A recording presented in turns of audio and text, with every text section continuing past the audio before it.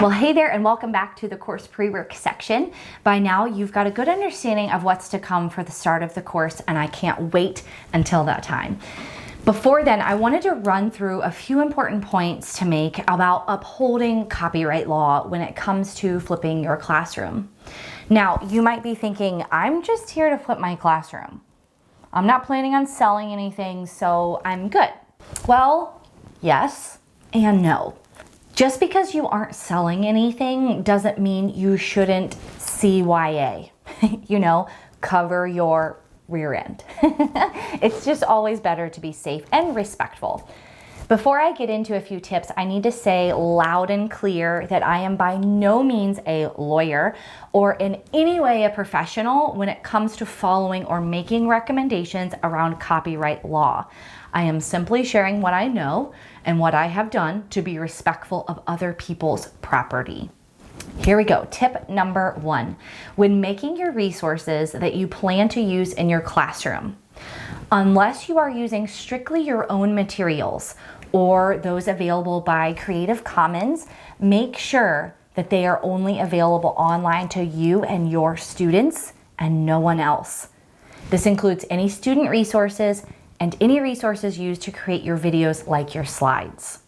Tip number 2, if you plan on posting your videos on YouTube, but are not being overly cautious with who owns some of the materials you use, just play it safe by keeping those videos unlisted, and that's just a feature you can select in YouTube. Your students will still be able to see them when you provide them the direct link. Another safe route would be to just post the MP4 file of your video that you've uploaded to Google Drive, for instance, and put that in your Google Classroom feed.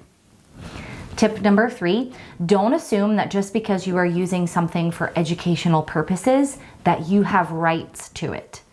Although you'll probably be safe, just be smart in where you are posting resources. Don't be sharing them all over the place with other teachers on social media, and certainly do not sell them unless, of course, you know the law and you follow it precisely. Tip number 4, know where to go for images that are available under Creative Commons. Wikipedia is actually my favorite resource for this. You can find the copyright laws for each image posted on Wikipedia to find out if they are safe to use or not. Tip number 5, always ask permission. If you will be using another teacher's resources, for instance, many psychology teachers purchase my slides on TPT and then use them to make their own flipped videos. Be sure to directly ask that teacher's permission before you start making your videos using their hard work. They may tell you to keep the videos unlisted or to only post resources in a protected learning management system like a Google Classroom or a Canvas, meaning the whole world can't then find the resource for free. Let's say you've purchased resources from a teacher, for instance, on their Teachers Pay Teachers store.